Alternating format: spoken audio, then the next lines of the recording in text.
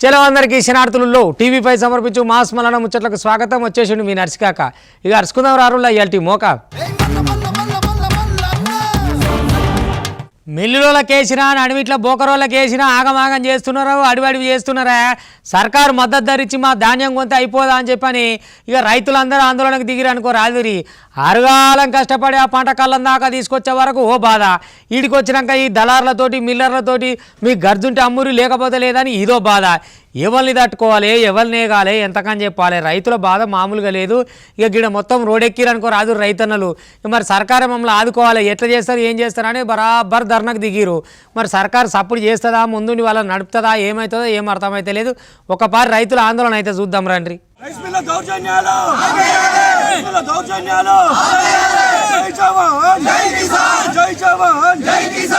ఎన్నొద్దులని తీసుకొచ్చి కళ్ళలలో పెడతాం. ఎప్పుడు వాతావరణం ఎట్లుంటుందో ఎవరికి తెలుస్తలేదు. అప్పుడే ఎండగొట్టబట్టే, అప్పుడే ఆనగొట్టబట్టే ఇక మా పంట మొత్తం ఆగమైతున్నది తప్ప గీలైతే కొనుడు లేదని చెప్పి కామారెడ్డి కాడున్న నాగిరెడ్డిపేట మండలంలో షీనూర్లా రైతులు ఆందోళనకు దిగినరులా.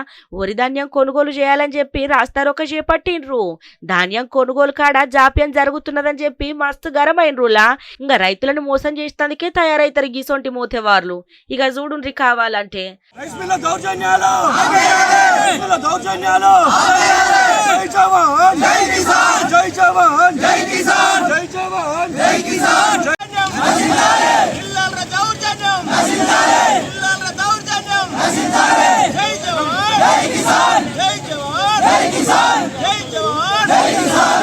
అగ్గో రైసు మిల్లర్లు ధాన్యం తూకల్లా తరుగు పేరిట మస్తుగా మోసం చేస్తాన్రట. ఇంత తరగని చెప్పుకుంటా ఉన్నదంతా తీసి పక్కకే పడేస్తాన్రట. ఓ పక్క చూసుకుంటేనేమో ధాన్యం కొనుగోలు లేటు చేయబడితిరి, కొలుసుకుందామంటేనేమో గిట్ల మొత్తం ఎక్కడికక్కడ తూకంలో తరుగు తీయబడితిరి. ఏం చేద్దుము ఎట్లా చేద్దుమని మొత్తానికైతే గిట్ల మస్తుగా గరం అయ్యి రాస్తారు ఒక చేపట్టిండ్రు రైతులు.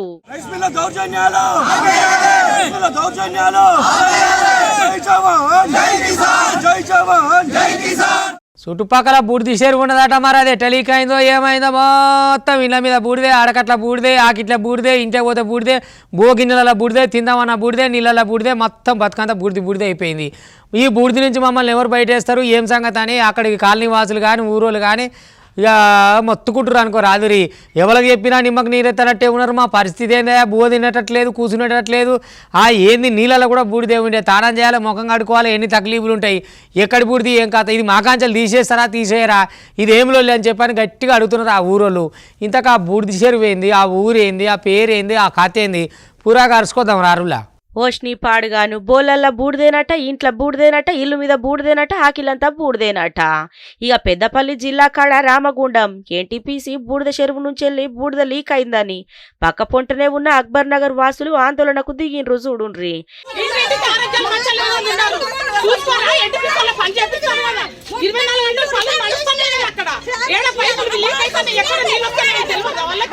ఇక బూడిదతోటి ఆందోళన చెందుతున్నామని చెప్పి మస్తుగా బాధపడికి వచ్చిండ్రు. ఇక గతంలో కూడా గిసొంటి ముచ్చట్లే ఎంత జరిగినా కూడా ఎన్టీపీసీ యాజమాన్యం పట్టించుకోలేదు. ఎన్నిసార్లు చెప్పాలా, అన్నం తినాలనా లేకపోతే బూడిదనే బుక్కాలనా అని చెప్పి మొత్తానికైతే మస్తు గరం మీద ఉన్నారు. ఇక చూడుండ్రి కావాలంటే 15 సంవత్సరాలు నడుస్తుంది ఇట్లా రావడము. ఇంతకుముందు కూడా ఇట్లనే వాటర్ వచ్చి పైపులు పగిలి వాటర్ వచ్చి మొత్తం ఇళ్ళల్లో నీళ్లు నిండి వాళ్ళు తినే పరిస్థితుల్లో లేరు. నీళ్ళల్లో అన్నంలో బూడిదే, నీళ్ళల్లో బూడిదే, ఇంట్లో బూడిదే అనుకోకుండా సడన్లీ ఈ రోజు కూడా అదే జరిగింది. 6 గంటలకు వచ్చింది కాబట్టి మొత్తం మనిషంత లోతు వాటర్ వచ్చింది కాబట్టి 6 గంటలకు వచ్చింది కాబట్టి వాళ్ళు జాగ్రత్త పడ్డారు. అదే అర్ధరాత్రి వస్తే వాళ్ళ పరిస్థితి ఏంటిది. ఇంతకుముందు కూడా చెప్పడం జరిగింది. ఎన్టీపీసీ యజమాని పట్టించుకోవడం లేదు, ఏమన్నా చూస్తూ ఉంటారు, పట్టించుకోవడం. జనాలకు చాలా ప్రాబ్లం అవుతుంది. అగో సూషిన్ రానుల బూడిద చెరువు నుంచి వెళ్ళి బూడిది మొత్తం ఎట్లా ఇసిపడుతుందో. ఇండ్లల్లో మొత్తం బూడిదే ఉన్నది కదా, ఇండ్ల మీద మొత్తం బూడిదే వాడబట్టే. ఇక గింతాగం జరుగుతున్నా కనీసం ముందత్తు జాగ్రత్తలు కూడా తీసుకుంటలేరని మస్తుగా బాధపడ్డారు. పాలకులు మారినా పరిస్థితులు మారతలేవు. ఓట్ల కోసం వచ్చే నాయకులు హామీలిచ్చి మొత్తం ఆగం చేసిండ్రు తప్ప వాళ్ళైతే చేసింది ఏం లేదు, గలతోటి మాకు ఒరిగింది ఏం లేదు. ఇక ఇప్పటికన్నా జరంతమ్మ మీద దయదలిసి ఇక ఈ బూడిది లీకు మీద జరంత అప్రమత్తం అయితే మంచిగుంటదని చెప్పుకొచ్చిండ్రు. చూడుండ్రి. ఏమున్నది, పైసలు కొట్టు సర్టిఫికేట్ పట్టన్నట్టే ఉన్నది. బంగ్లాదేశ్ కూడా ఇక్కడ బర్త్ సర్టిఫికేట్ ఇస్తున్నారట. ఇలా దాని మీద మా నువ్వయ్య ఏమి దందాలురా ఈ దందాలు పాడుగాను. ఎక్కడోడో బతుకొచ్చినోడు ఇక్కడ లెక్క వాటి సర్టిఫికేట్ తీసుకుంటే ఇంకేమన్నా ఉంటుందా? ఇప్పటికే అడ్డమైన మాదక ద్రవ్యాలు అవి ఇవి గంజాయి అయ్యేది కొకైను హెరాయిను లేకపోతే వేరే దందాలు చేసుకుంటా దేశంలోకి దొరబడి ఓ దిక్కేమో ఉగ్రవాదుల కాల్పులు ఇంకో దిక్కేమో ఇట్లాంటి మోసాలు. ఏడికెళ్ళి అవుతుంది దేశం ఎన్నని నీగా కనిపెట్టాలి చెప్పుండ్రి. గిడ కూడా చూడు సర్టిఫికేట్కి 5 లక్షలు తీసుకొని బంగ్లాదేశ్ వాళ్ళు ఈడ పుట్టినట్టు ఇండియా సర్టిఫికేట్ ఇస్తున్నాడట. వీని బొందబెట్టాలన్నా ఏమనాలి చెప్పుండ్రి. అరే ఏం కల్తీగాలు మోపారు. బయట దేశం సాకంతి సరే కానీ సొంత దేశం కూడా ఆగంగాడు ఉన్నాడు మొదగాల. మొత్తం పైసల కోసం ఏమన్నా తినేటట్టున్నారు వీళ్ళ దందాలు మనలో పోను. ఇక చూడుర్రి ఒక్క దందా కాకపోతే ఒక్క దందాలకేమన్నా తక్కువ ఉన్నదా? పైసలు వస్తే చాలు అది తప్పైతేంది కరెస్ట్ అయితేంది అన్న తొవ్వలనే నడుతున్నారు కొందరు కొరడిగాళ్ళు. ఇక కాసులు కొట్టు బర్త్ సర్టిఫికేట్ పెట్టు అన్నట్టే ఉన్నది గీ రంగారెడ్డి కాడ ముచ్చట. హైదరాబాద్ కాడున్న మున్సిపాలిటీలలా నయా దందా కొత్తదోటి మోపెత్తింది ఊళ్ళో. నార్సింగి మున్సిపాలిటీలా వెలుగులకు వచ్చింది గీ కంప్యూటర్ ఆపరేటరు సుధీరు దందా. బంగ్లాదేశీయులకు బర్త్ సర్టిఫికేట్ జారీ ఎత్తుండట సుధీరు. అవు సుధీరు గంతగానం వచ్చా నీకు గి ముచ్చట్లు? ఇక ఒక్కో బర్త్ సర్టిఫికెట్ కు 5 లక్షల రూపాయల వసూలట. వాయమ్మనే బాగానే గుమాయించుకుంటుండు కదా పైసలు. బర్త్ సర్టిఫికెట్ల దందా ముఠాను అదుపులకు తీసుకున్నారు మరి సికింద్రాబాద్ టాస్క్ ఫోర్స్ అధికారులు. ఇక ఎట్లనో ఏమో గాని ముఠా అయితే బయట పడ్డదట నుల్లా. ఇక కొన్ని వద్దుల కాంచెల్లి మంచిగానే అనుమానాలు ఉన్నాయట. మరి ఏందని పురాగా చూస్తే ఉన్నదా మొత్తం బయటకు వచ్చిందట చూడుండ్రి. బర్త్ అండ్ డెత్ సర్టిఫికేట్స్ లో జరిగిన అవకతవకల్లో సుధీర్ కుమార్ అనే వ్యక్తి మీద అనుమానం వచ్చి ఆయన మీద కంప్లైంట్ ఇవ్వడం జరిగింది. ఆయనను అరెస్ట్ చేయడం జరిగింది. సో ఇది ఒకటే కాదు, పూర్తిగా సుధీర్ కుమార్ని టాస్క్ ఫోర్స్ పోలీస్ తీసుకుపోయినారు. వాళ్ళు వచ్చినాక కూడా నెక్స్ట్ తర్వాత సమగ్రమైన ఎంక్వైరీ నార్సింగ్ మున్సిపాలిటీ కూడా మేము లెటర్ రాస్తాము.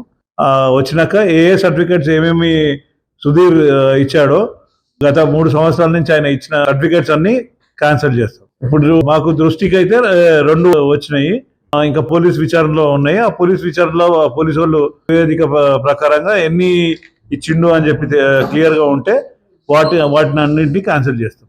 వాళ్ళ పేర్లు ఇప్పటికీ అంటే అది స్టిల్ అండర్ ఇన్వెస్టిగేషన్ ఉంది కాబట్టి పోలీస్ ఇన్వెస్టిగేషన్ లో అది ఇప్పుడే కాదు, మొత్తం టోటల్ అన్ని వచ్చినాక అన్ని క్యాన్సిల్. హగ్గో ఒక్క బర్త్ సర్టిఫికేట్ తయారు చేస్తేందుకు 5 లక్షల రూపాయలంటే సుధీరు బాగానే పెట్టుకున్నావు కదా దందా. ఇక ఒకటంటే గట్ల మస్తుగా వస్తాయి. ఇక మరి రాత్రికి కోటీశ్వరం అయితందుకు మంచిగానే పెట్టుకున్నట్టున్నావు కదా. నీ సక్కదనం పాడైపోను. ఇప్పటిదాకా 6 అదుపులకు తీసుకున్నారట పోలీసు వాళ్ళు. ఎంతమందికి నకిలీ బర్త్ సర్టిఫికెట్లను జారీ చేసిండ్రనే కోణంలో పోలీసు వాళ్ళు అయితే ఎంకులాడుతుండ్రు. ఇక నార్సింగ్ మున్సిపల్ కార్యాలయంలో నకిలీ జనన ధృవీకరణ పత్రాలు తయారు చేసిన సుధీర్ కూడా అరెస్ట్ చేసిండ్రట. ఆయమన్నదా సుధీర్ అరెస్ట్ అయిన తర్వాత నీ సక్కదనం పాడుగాను చదువుకున్న తెలివన్నుంటే ఎన్లను ఉపయోగించు గిట్ల దందాకు తెరలేపుతావు. ఇక గిదేనులా జనాలకు ఆశ ఎన్ని దినాలు ఉంటుందో గన్ని రోజులు మోసమే ఉంటుంది చూడూరి. బట్టతల మీద జుట్టు మొలిపిస్తుండొచ్చిన వాడనా ఇన్స్టాగ్రామ్లో రీల్ పెట్టి అది అక్కడిక్కడ పోయి జుట్టు ఇంత పొడుగుంది ఇది పెట్టుకోరు ఆయిల్ అది పెట్టుకోరు అని అడ్వర్టైజ్మెంట్లు చేస్తారు కదా. అట్లా చేయగానే ఈ బట్టనే తిన్న వాళ్ళంతా హీరోలం అయిపోదామని వెనకబడి ఉరికిరట. ఉరికితలకి ఏమున్నది అంతా మోసమే ఉన్నది. ఆడ పైసలు వసూలు చేస్తారు, ఆయిల్ డబ్బు ఇస్తారు రుద్దుకోమని చెప్పి. ఇక ఇదివరకే జుట్టు నాయ పాత ఫోటోలు పెట్టి డ్రామాలు చేస్తారు కదా నడుమ. ఇక అట్లాంటి వాళ్ళు ముందరగా చెప్తుంటే వాళ్ళకు మురిసి ఇల్లు కూడా పోతురు, పైసలు అన్నాడు ఒడిపించుకొని వస్తారు. మొత్తానికి ఆ దొంగ బట్టతల కానీ పట్టిరట. ఇక చూద్దాం రా అది ఎందుకింటారా ఈ ఇన్స్టాగ్రామ్లో వచ్చే యాడ్లింటి ఏడికెళ్ళని అవుతుంది ఆ కథ. అంత కథే ఉంటే వాడు అడ్వర్టైజ్మెంట్ ఎందుకు చేసుకోవాలి? నమ్మినోడు ఒకటి చెప్తే నోటి మాట మీదనే ఊరంతా పోతుంది సప్పుడు. ఇడు అంటే ఇది కొనురు మంచుకుంది అది కొనురు మంచుకుంది అని ఈ అడమైన ఇన్స్టాగ్రామ్లో చేసేటోళ్ళు ఉంటారు కదా, ఇక వాళ్ళకి ఇన్ని పైసలు ఇచ్చి చేపించుకొని ఇట్లా మోసపోను. ఇంటికెళ్ళి మొలిపిస్తామనగానే ఓ లైన్ కట్టిండ్రు పోండ్రి. ఇక క్యూ లైన్ కట్టిండ్రు మామూలుగా లేదు మరి. ఇక బైకుకు 10,000 ఎల్ఈడి టీవీకి 5,000 అని చెప్పి ఇన్స్టాగ్రామ్లల్లా వీడియోలు మస్తుగా చూస్తుంటాం. ఇక గవ్వెనులా ప్రమోషన్లు గట్లా చేస్తారు కదా. గసోటి టీవీలకు బండ్లకు కూలర్లకు ఫ్రిడ్జ్లకు మత్తుగా చూసినాం గానీ గీ బట్టతల ప్రమోషన్ ఏడన్నా చూసిన రానులా. గట్లనే బట్టతల మీద కూడా జుట్టు తెప్పిస్తామని ఇన్స్టాగ్రామ్ లా రీల్ వైరల్ అవ్వడుతోటి ఉప్పల్ బాగా అట్లా 1000 మంది దాకా ఎగబడ్డరు. నాకు కావాలంటే జుట్టు నాకు కావాలి అని చెప్పి. తీరా చూస్తే గది మోసం అని తెలిసిందులా. ఇక చూడుండ్రి కావాలంటే ఎంతగానో మంది వచ్చిండ్రో. అగ్గో చూసిన రానుల్లా ఇన్స్టా వీడియోని చూసి ఇక్కడికి వచ్చినామని మస్తు మంది దాకా చెప్పి బాధపడ్డారు. ఇక ఉప్పల్ పోలీసు వాళ్ళకు ముచ్చట తెలుసుకున్నతోటి అక్కడికి వచ్చి ఇక గిసొంటి నమ్మకుండ్రి జర జాగ్రత్తగా ఉండునని హెచ్చరించిపోయి కేసు నమోదు చేసుకున్నారట. ఎట్లా నమ్ముతారుల్లా? ఉత్తగా పైసలు పోగొట్టుకున్నాడు కాదా, పోయినెంటికలు అతక పెడతామంటే నమ్ముతారు. ఒకవేళ అతకబెట్టినా కొన్ని రోజులే ఉంటాయి కావచ్చు. పోయిన కాడ మొలిపిత్తమంటే ఎట్లా నమ్మిండ్రు? అవేమన్నా మొలకలా లేకపోతే చెట్లా పాడైపోను అని ముచ్చట తెలిసిన పబ్లిక్ అని కత్తాండ్రు. ఇక అయిపోయాయి. సర్కార్ ఏమో మద్దతు ధర ఇయ్యదా, దళారుడేమో గర్జుగ్గొనవరే. ఇక ఇటాటు వస్తుందేమో అనుకుంటే వాళ్ళకి వానవాడి వడ్లు తడిసే అవి తడిసినాటిని ఎండకు పగటీలంతా కూర్చోబెట్టి ఆడబెడతాలకు మాపటీలు వచ్చి దొంగలు ఎత్తుకపోయాయి. ఇక ఎడికెళ్ళి బాగుపడతారు రైతన్న. ఎవరు తెచ్చేయాలి ఇప్పుడు ఆ దొంగలు ఎత్తుకపోయినా వాళ్ళు? దొంగ కంటే ఏముంది, వాడు కష్టపడ్డా ఏమన్నా ఎంతకొస్తే అంతకు అమ్ముతాడు వాడు. అగో గట్ల అయిపోయింది రైతన్న పరిస్థితి. ఏమి చెప్పేటట్లేదు. ఆఖరికి దొంగలు కూడా రైతుల మీద పడబట్టే నీ రాత పాడైపోను. బంగారం అయిపోయింది, ఎండ అయిపోయింది, మెడల గొలుసులు దొంగతనం చేసుకపోవడం అయిపోయింది, స్కూళ్ళలో దొంగతనాలు అయిపోయినాయి, ఇంకన్నీ అయిపోయినాయి. ఇక ఇప్పుడు కొత్తగా ధాన్యాన్ని ఎత్తుకపోతుండ్రులో దొంగలు. కరీంనగర్లా దొంగలు రెచ్చిపోయినరు. రైతులు ఎండబోసుకున్న ధాన్యాన్ని ఎత్తుకపోయినట చూడుండ్రి. అలుగునూర్లా రైతు ముంజరాములు వెంకటేశ్వరుని కాలనీ సమీపంలా ఇక ధాన్యమార పోసుకున్నాడట. రాత్రి 60 బస్తాల దాకా ధాన్యాన్ని ఎత్తుకపోయినట చూడుండ్రి. వీళ్ళ సక్కదనం సావిట్లేవోను, గింత అధ్వానము గింత ఆగముంటారు రానుల్లా. ఏది దొరకపోతే రైతు పండించిన పంటను ఎత్తుకపోతారా? ఇక ఆరుగాలం కష్టం చేసి అప్పో సప్పో చేసి తీసుకొచ్చిన పంటను గిట్ల దొంగతనం చేసుకుని పోయినందుకు రైతు కన్నీరు మున్నీరు కాబట్టి ఇక చూడుండ్రులా కావాలంటే. ఆగో చూసిన రానుల్లా 60 బస్తాలంటే మామూలు ముచ్చట్న చెప్పుండ్రి. ధాన్యం విలువ దాదాపు 50,000 దాకానే ఉంటదట.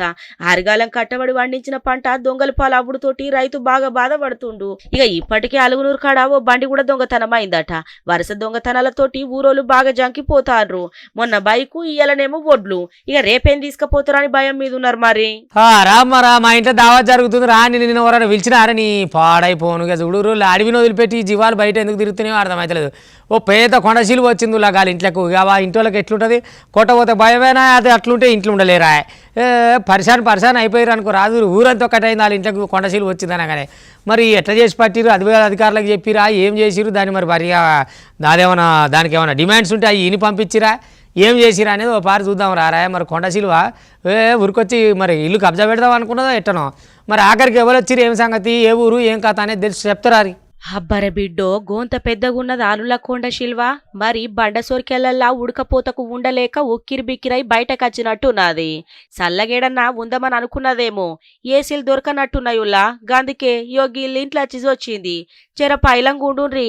ఎండాకాలం గోలిగే పాములు తేళ్లు అవ్వొట్టివ్వొట్టి ఎండకు లోపట ఉండలేక బయటకు బాగానే వస్తాయి.